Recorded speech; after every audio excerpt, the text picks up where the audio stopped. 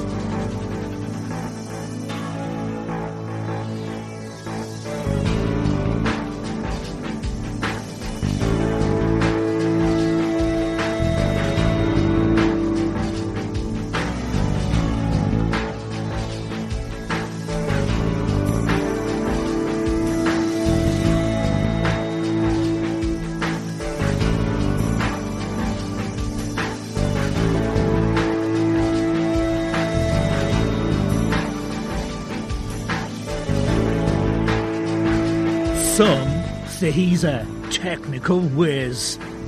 Some say he was born in Cornwall. While some say that he's on a journey. It's The Journey. And here's your host, David Hackett.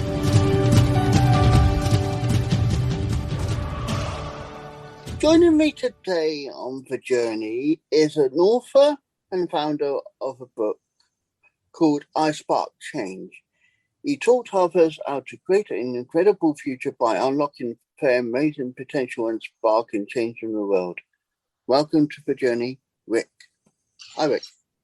Hi, David. Thank you very much for having me. It's a pleasure to be on your show. Okay, thank you. Now, tell us how you started to be where you are now.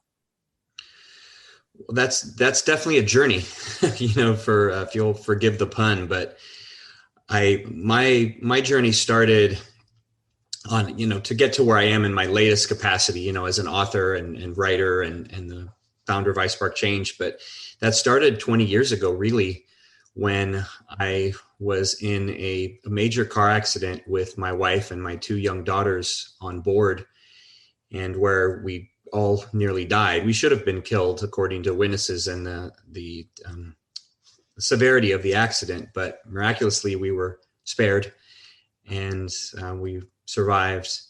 After, I'll just tell you a quick story. So we're driving along the freeway in Los Angeles, and it started to rain for the first time in a long time. You know the saying, it never rains in Southern California. So it started to rain.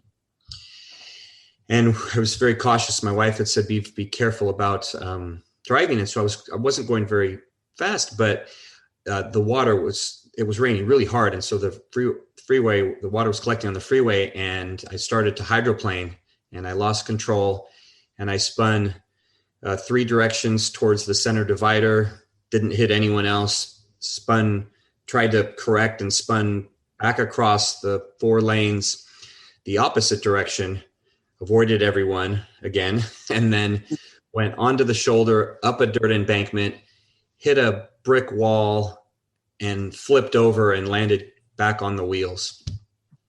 And as I said, witnesses said it was the most amazing thing they'd ever seen in person. And the car was totaled. The windshield was smashed. The hood was smushed down. The right side was smashed. But all of us were completely unharmed. Not a scratch.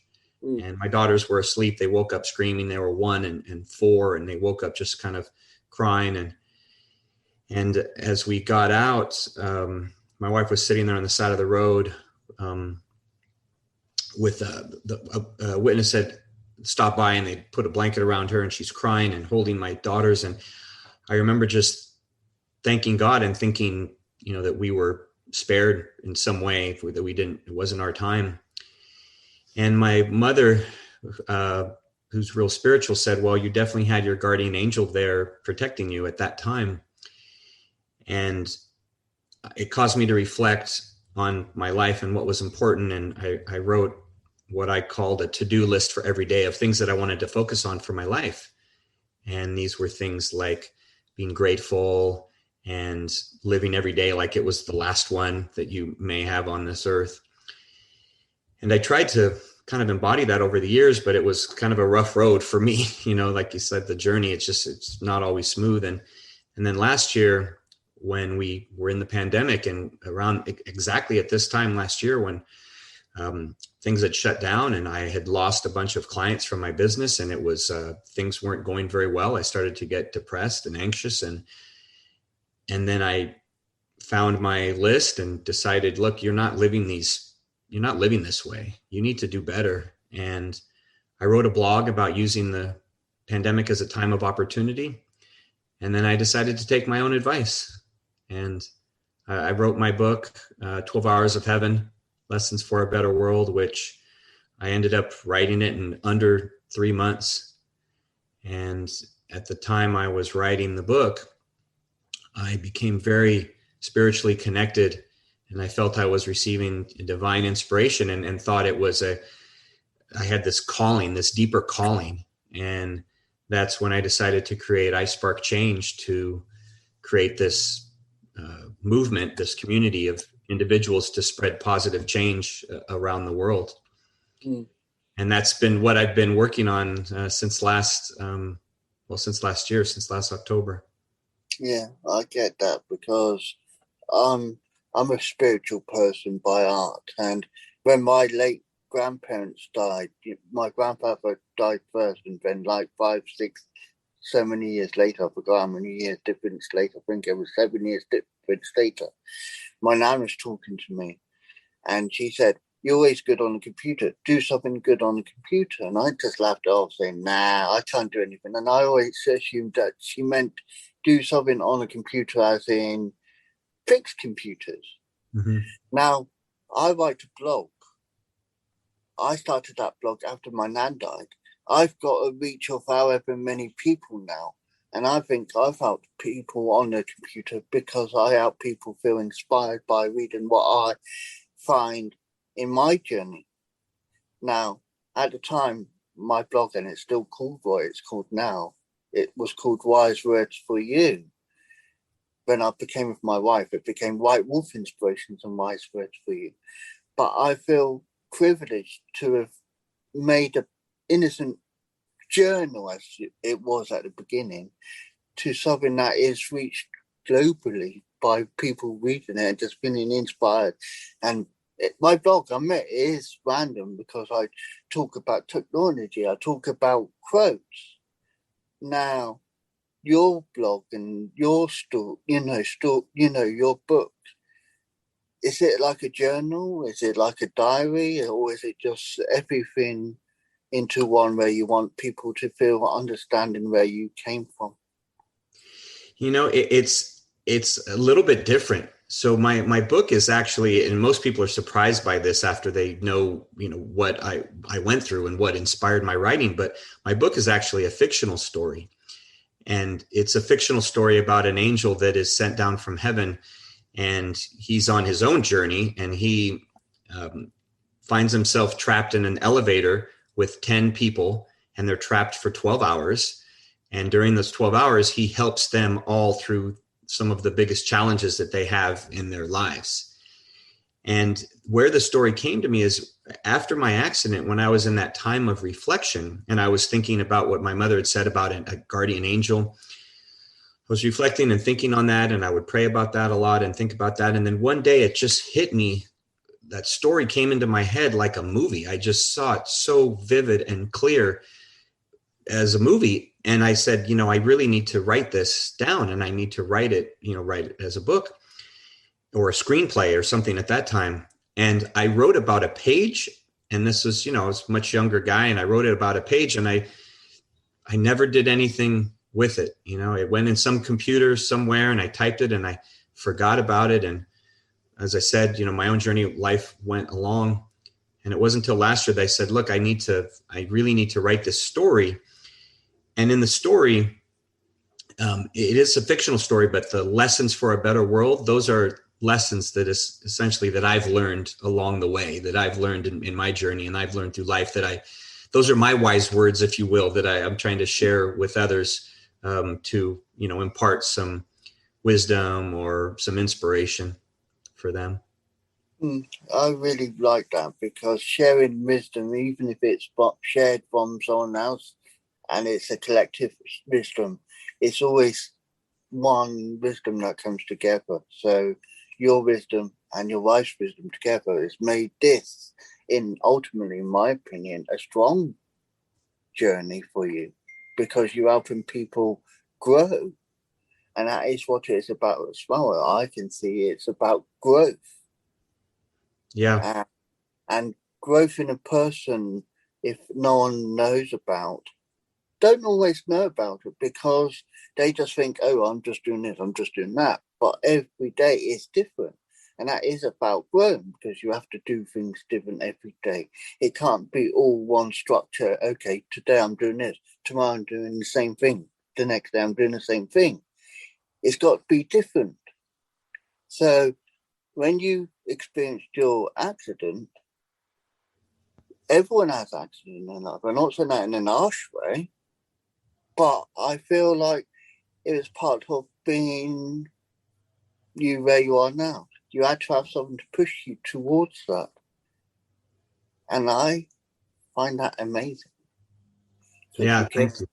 because I can see, and I haven't read the book, so I can't say it myself, but it just feels like, okay, I want people to see it. This is how life is. We got to live for today, not for tomorrow. And that's what I think long term, in my opinion, like I said, I've got no script or anything. You can see, okay, this is how life is. We got to, and you've heard us Latin saying, haven't you? Carpe diem. You got to carpe diem. Seize Mhm. the day, seize the moment. Yeah, it's so very true because that was probably the strongest thing that resonated with me right after the accident, immediately following, is that you have to seize the day because in an instant your life can be over and you don't want to have any regrets. And I was reading some statistics the other day that studies in the US and in the UK, and they've shown that they've surveyed thousands of people, and that almost 70% of people wish they had done one thing, or wish they had chosen a different career, or wish they had fulfilled a dream that they didn't fulfill in their lives. And I never wanted to live that way. I never wanted to get to the end and say, oh, if I had only done this, or if I had only done that. And it took me a long time to kind of go through the journey, but that's what I'm trying to do now. Like you said, is I'm trying to show others that they can grow, they can change. It's never too late to change. And no matter where you are in your life, that you can grow, and that there things can be better. You don't have to kind of go with just the status quo. Oh, it's okay. I'm okay. Everything's okay. But that, greatness could be just one step away, or some change to make, lives just so much better, could be just right around the corner. Yeah. So you've observed myself, I'm British living in America. Now, I seized the day. I decided to take the jump and leave England. I met my wife online. At the time she was a girlfriend, fiance, whatever you want to call her. I said I wanted to meet her within a year of knowing her because we had to know each other. We couldn't just say jump in the deep end. She said, "Come and meet me in America," and I was like, because the furthest I've been by myself independently is France. Hmm. So America is a different ball game for myself. And I came to America and I was daunted by the fact by traveling 3,500 miles away. And then I was with her. It came up to her birthday. I said, let's get married. Let's see how easy it is to get married. So she said, okay. And we found out we could get the license and we could get married pretty much as soon as we had that license. And I thought, okay, it's your birthday. We got a couple of numbers. Let's see if it can be done today. She said, really? I said, yeah. So on her birthday, on 4 years ago, I actually got married to her. Wow, that's a really cool story. Especially like you said, you said, why not? And you traveled Yeah. across the world and then, oh, why And not on your birthday? Why not? Let's just get married. That's really but cool. I told her it's good to be on her birthday because I said there's no excuse of forgetting that. Yeah, that's great. But the saddest thing was my journey wasn't still complete. Yes, I found my wife. I found happiness, but I had to go back to England. I couldn't stay in America just on that off chance. I had to go back and start immigration. I couldn't just stay here and immigrate. I had to go back and, effectively go through the chains and loopholes to make it legal because I wanted to be here for the right reasons. So immigration was another year of not being with my wife. Yes, I had FaceTime. I had the phone where I could message her. Luckily, iMessage and iPhone allows you to do both for free. But that was difficult. That year not being with her was difficult. Even herself would admit that was a difficult year because where I was, I shouldn't have been.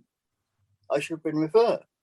But there was barriers that were stopping me in that year, trying to stop me because they thought it wouldn't be good for me. And I'm thinking, my life, my journey, do I interfere in your life? And I don't know about you. Have you had anyone telling you, don't do this, don't do that? Throughout the years, yes. Yeah, throughout the years. And I think that's one of the big reasons why people don't change is because a lot of times there's others around them that are so comfortable that they don't want to. They're afraid that their loved one is going to get hurt or they're going to, they're going to fail. And what I've learned over the years is that failure is the greatest possible teacher that you can have because it's only by taking those chances and failing that you do these changes. And I'll tell you an interesting thing about my latest journey with the book is that I shared with my family, only my immediate family, with my wife and my daughters, that they're the only ones that knew I was writing. Nobody else knew I was writing. And I don't know if I did that because I was afraid of what people would say, or I was afraid that people would tell me not to, or people would ask about it when I wasn't ready or anything. And so I kept everything super private the whole time. And I would tell my wife, oh yeah, I had a good day writing, but I didn't give a lot of information. And then when I got about halfway through my writing, I got really spiritually connected. And that's where I felt I was just like the story was pouring, through me, and I was just typing. And I went from writing 750 words a day to 2,000 in a couple hours. And you're a writer, so you know what that's like. But during that time, I didn't share with anyone. And again, I don't know if I didn't share with anyone about what was going on because it felt so personal and so private and spiritual that I wanted to keep it to myself. And again, maybe I was fearful of what they would say, that I would be judged, or that I would, they would think I was crazy because I was having dreams and visions and all sorts of things, or maybe they would have accepted it. I don't know, but I kept it private. And then when I finally finished, then I felt this big urge to share with everybody. I felt this compelling desire to share with everyone. And I made a video and I started putting posts on social media and all this stuff just to share. And then the response was very positive at that point. The response was great. So it was very gratifying, but still there was those even afterward that were kind of like, oh, well, okay, you want to create this change movement. Yeah, that's great. And I'm so excited about it and I want it to change the world. And they're just kind of like, yeah, that's nice. And some people close to me. So that was definitely a little challenging for me, but it didn't stop me. It just kind of, I guess, pushes me to keep doing it. It grew in you and you grew strength from it, is how I can see it. And that is that you have to be. It's your little, I know you got 2 daughters now, but it's like having another little baby, your own little you're nesting a little baby that you want to mature. You want to expand and make positive for the future. So you have to make it something that's good. You can't just make it, okay, I've done it, I've thought about it, it's done. It takes time, I believe, because, the saying goes, Rome wasn't built in a day. Mm-hmm.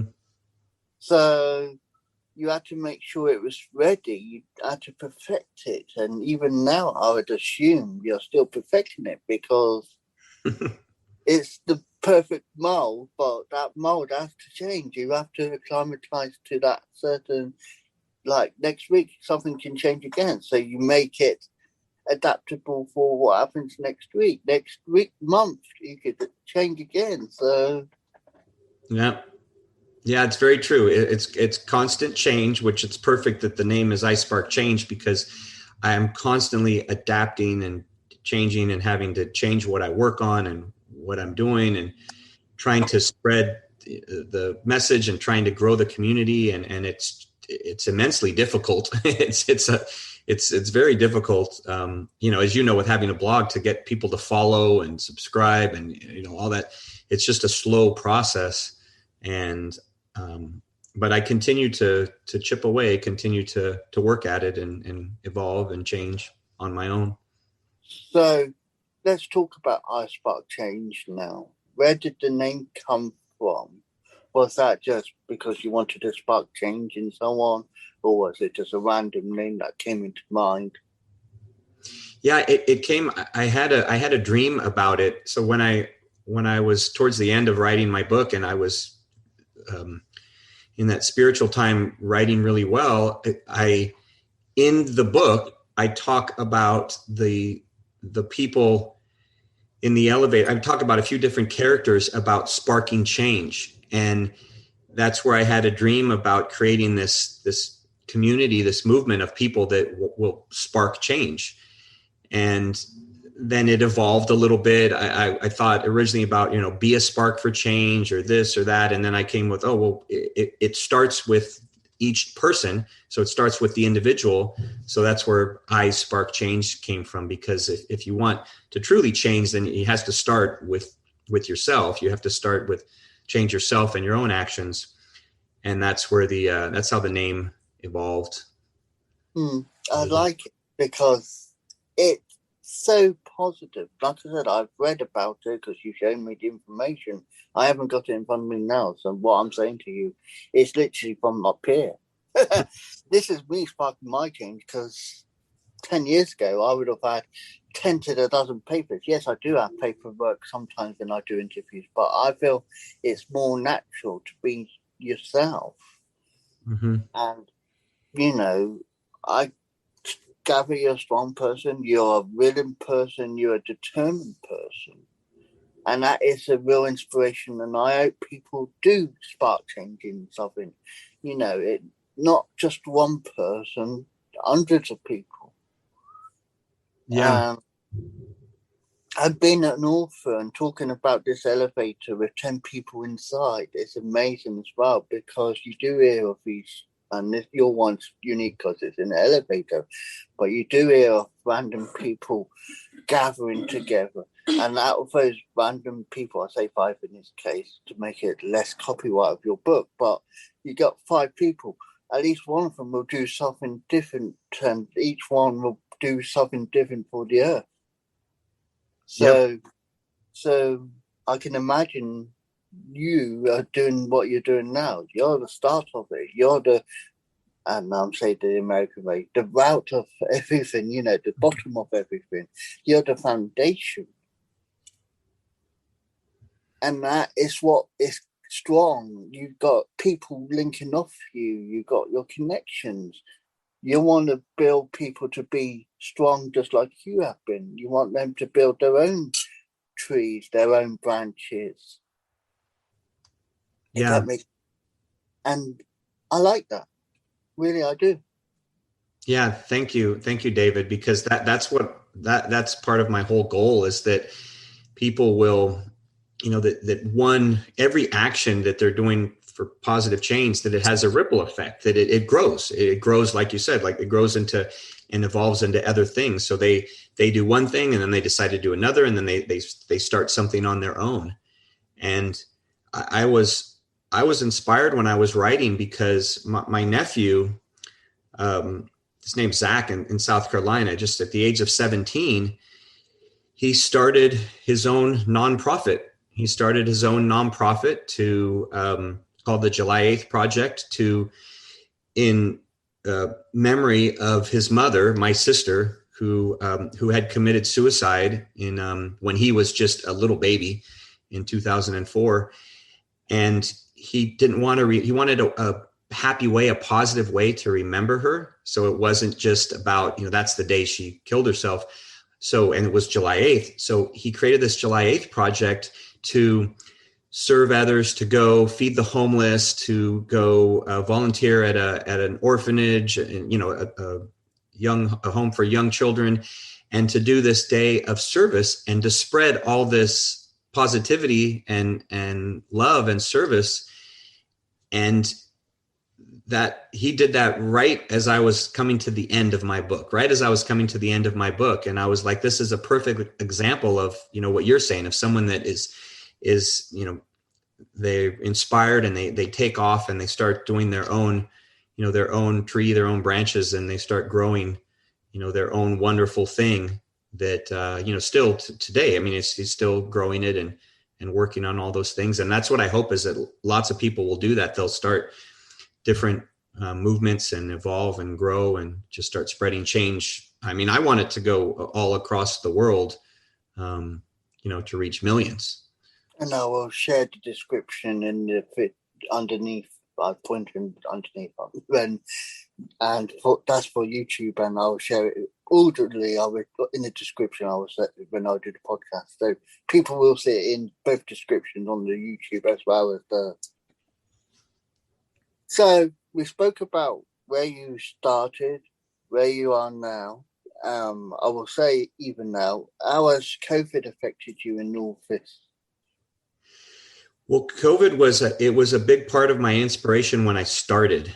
So when I started, if we didn't have to go in quarantine and be in lockdown, then I probably wouldn't have even written my book. Or maybe I'd still be writing, or I wouldn't be finished because I didn't have the time.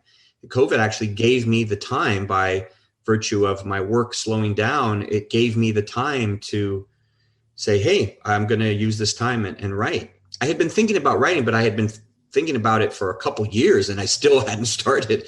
And so that was the driving factor. Oh, now you have time, so go ahead and use it. And then since then, it's given me, with again, the time of having extra time from working from home and everything, that's allowed me to help grow iSpark Change and to build it. And I try to, I share videos and inspirational things online to try to show people that, they're not isolated, for example, even if they're stuck inside or they haven't connected with others, that they're not isolated.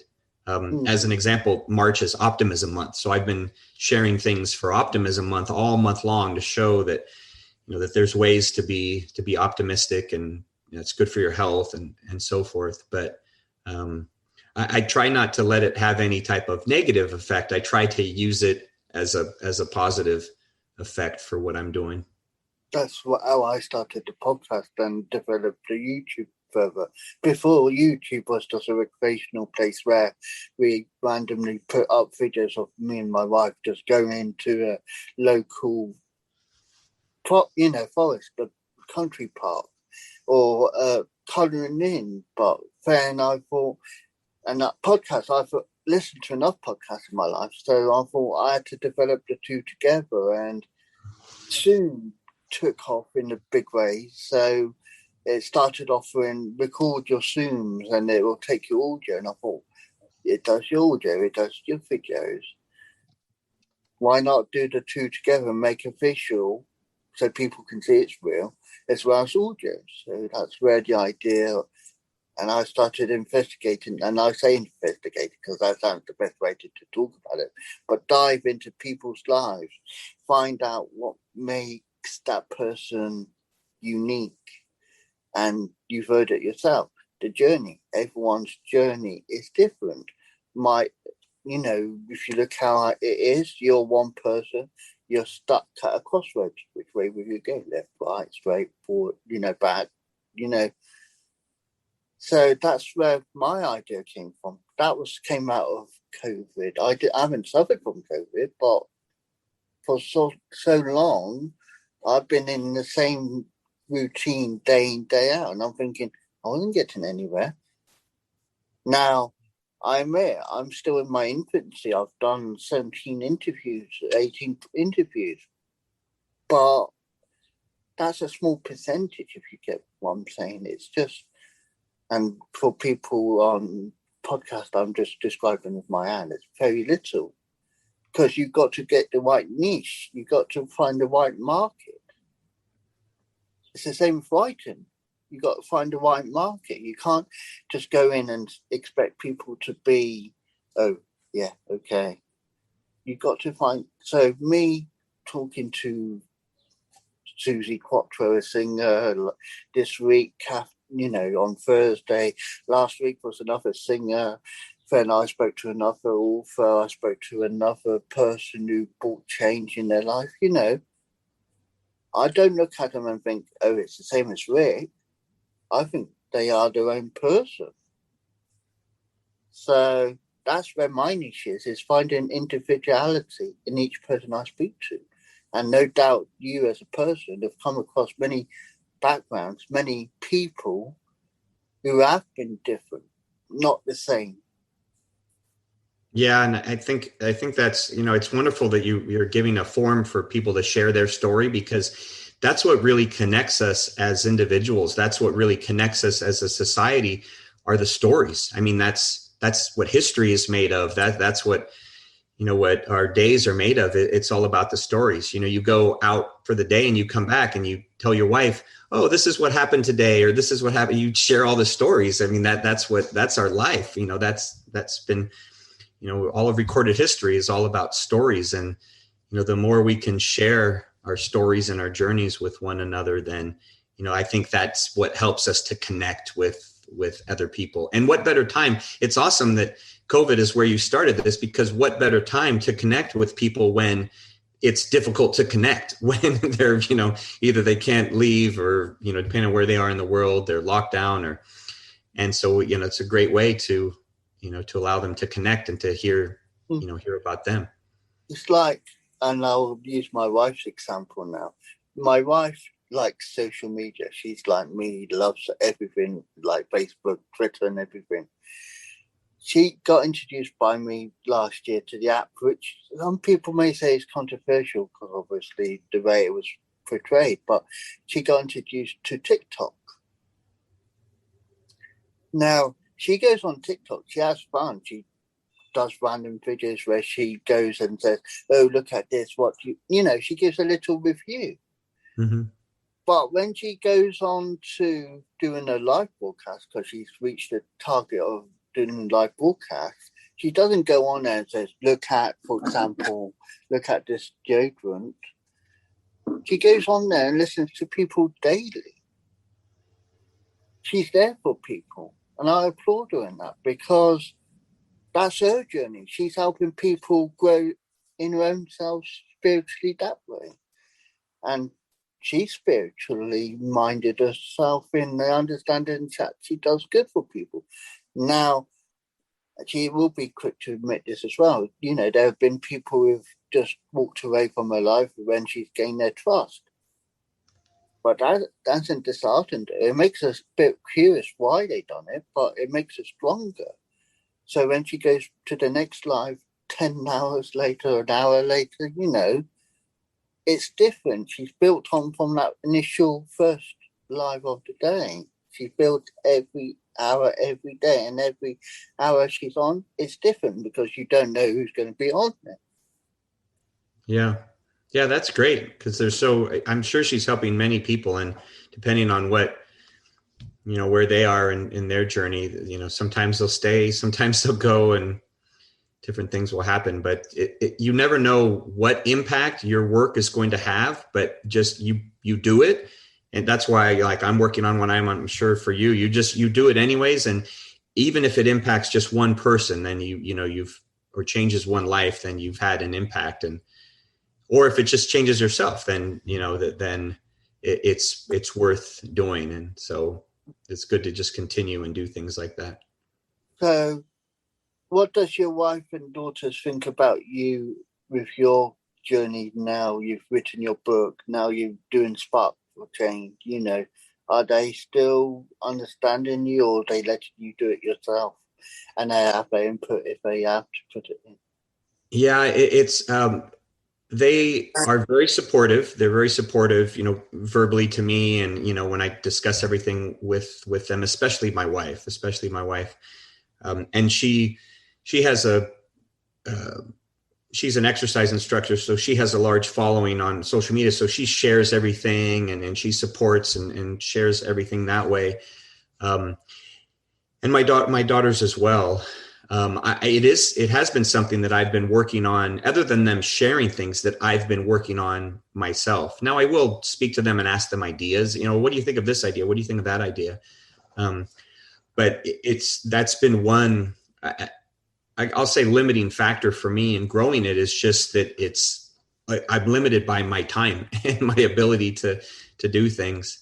And actually I feel very fortunate because I have 2 interns that will be starting in the next month that will help me with some social media and some outreach to connect with different people. And I will be starting a podcast as well, the iSpark Change podcast, to give people a platform to share what they're all about, how they're sparking change, to share that.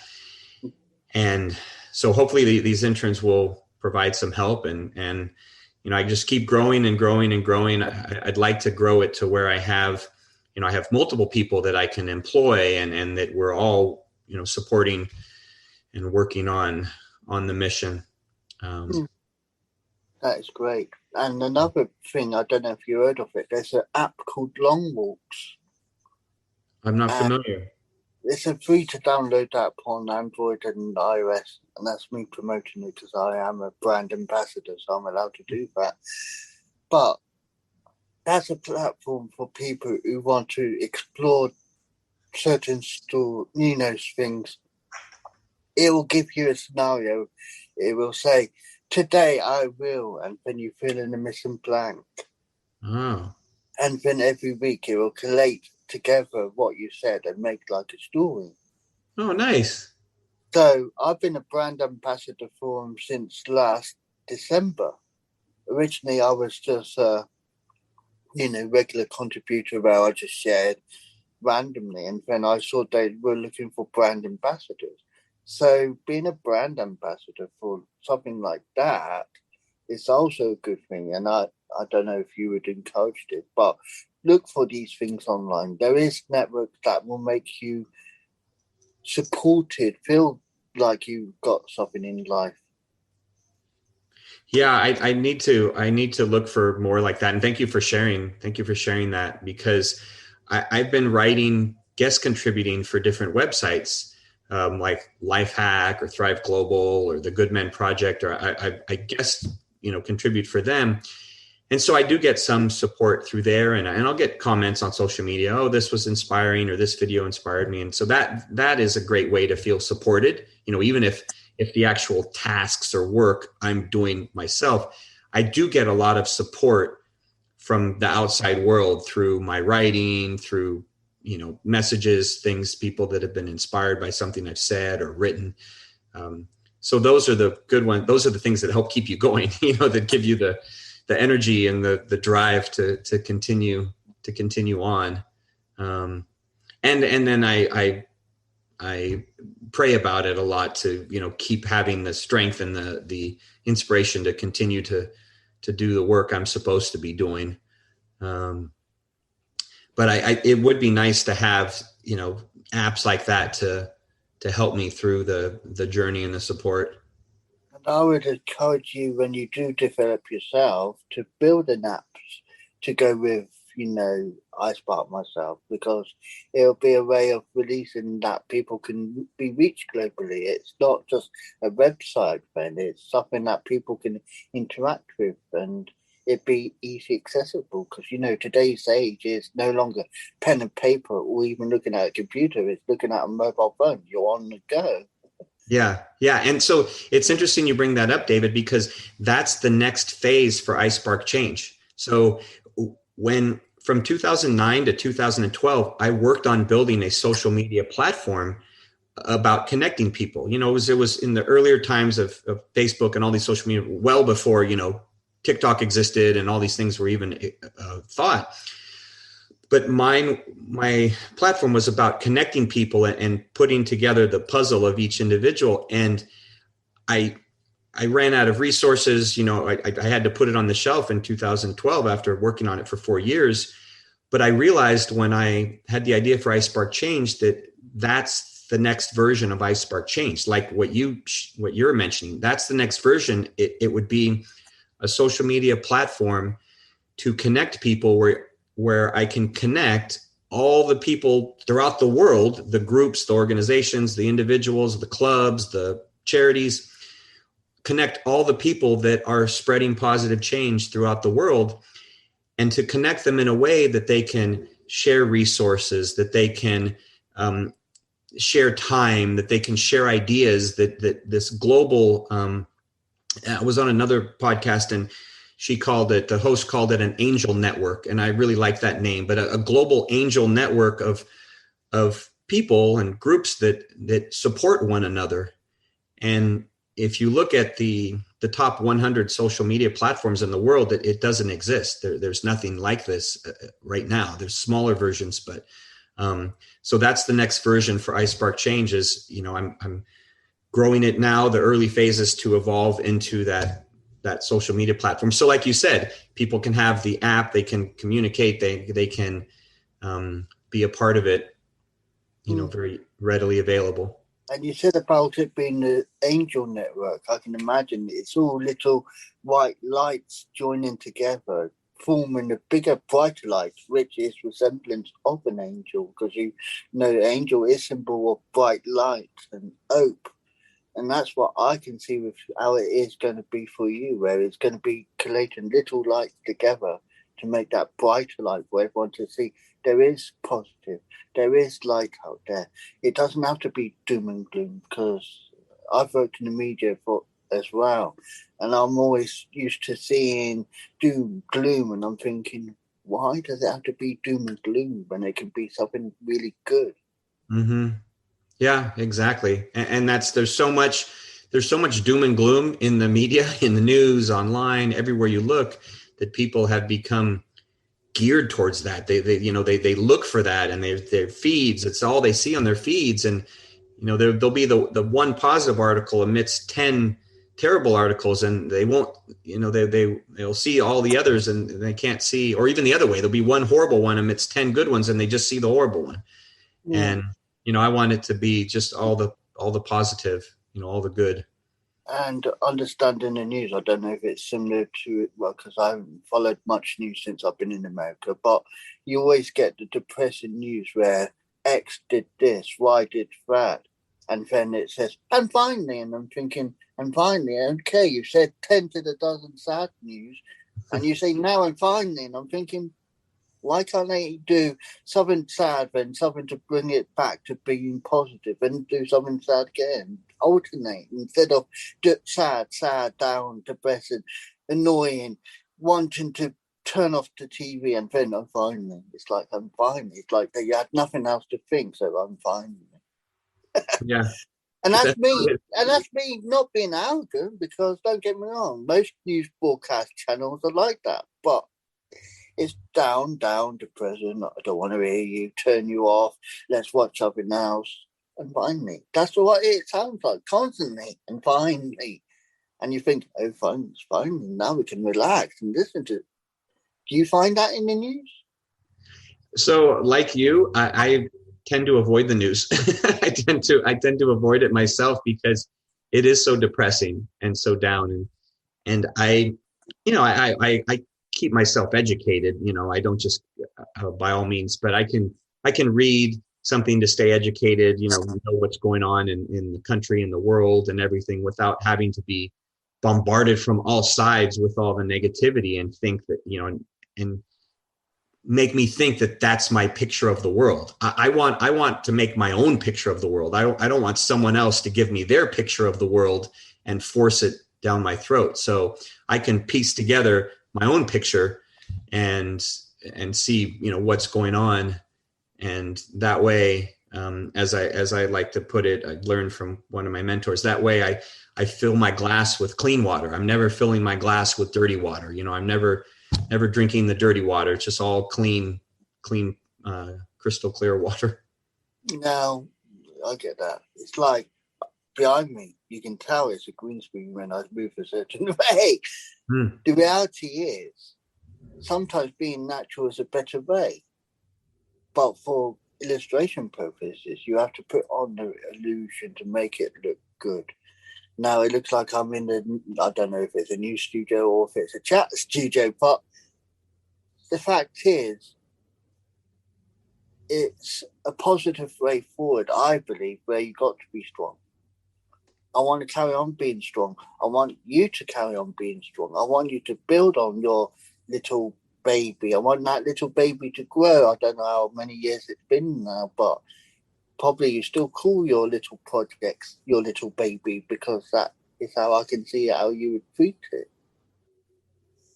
Yeah, exactly. And it's, I mean, this is something I'll be working on till the day I die. I'm sure, but I'll continue to work and continue to feed, my baby and continue to work on it. And then hopefully I'll get others that want to help nurture it and grow it and support it. And then we'll just keep plugging away. So now you're talking about plug about your site again, and now people can be part of your journey, how they can be sharing their journey. Yeah, thank you. It's very easy to find iSpark Change. It's just the letter I, Spark Change. And if you go on Facebook, we have a Facebook community that's growing very rapidly every day. We have new members in the Facebook community, have Instagram, iSpark Change, Twitter. I had to start a new LinkedIn, but you can find me on LinkedIn under my name, Rick Ornelas. And then a YouTube channel as well, the iSpark Change YouTube channel, where there's some videos, different podcasts I've been on and different videos that I've made as well.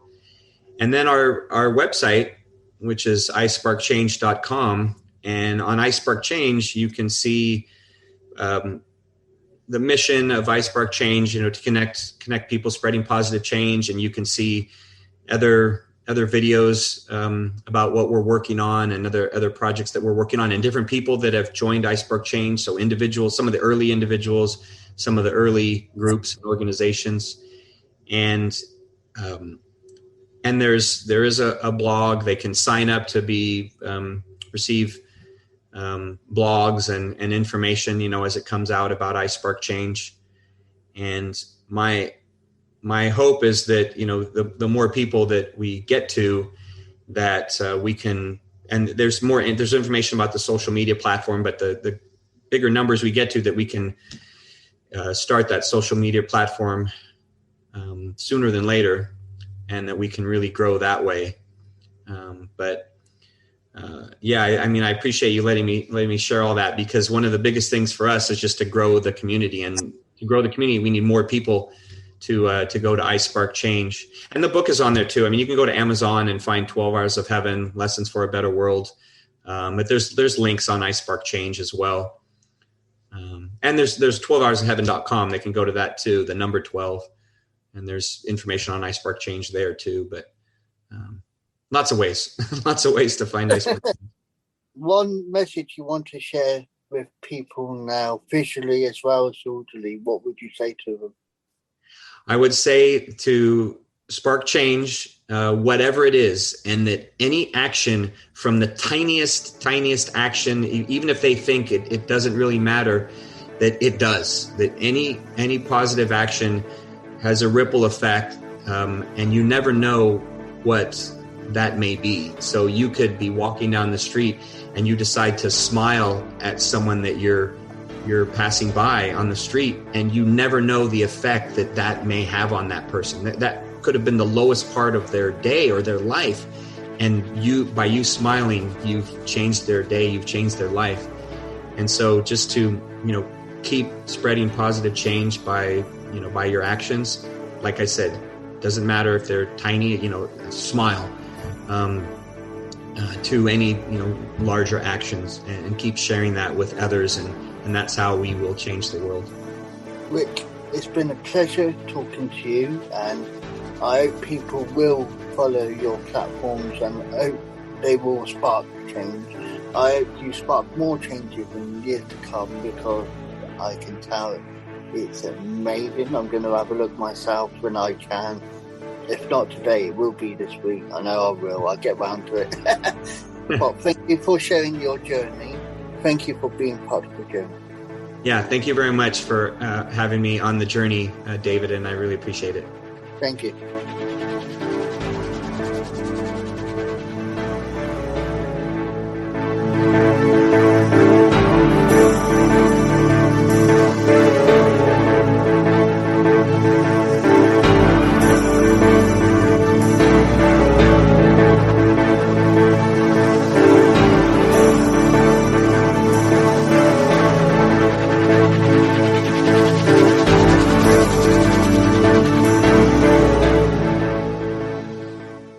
That was The Journey, hosted by Wise Words Imaging, hosted by David Hackett, produced by Melissa Hackett. Be sure to like, subscribe and listen to another journey coming soon.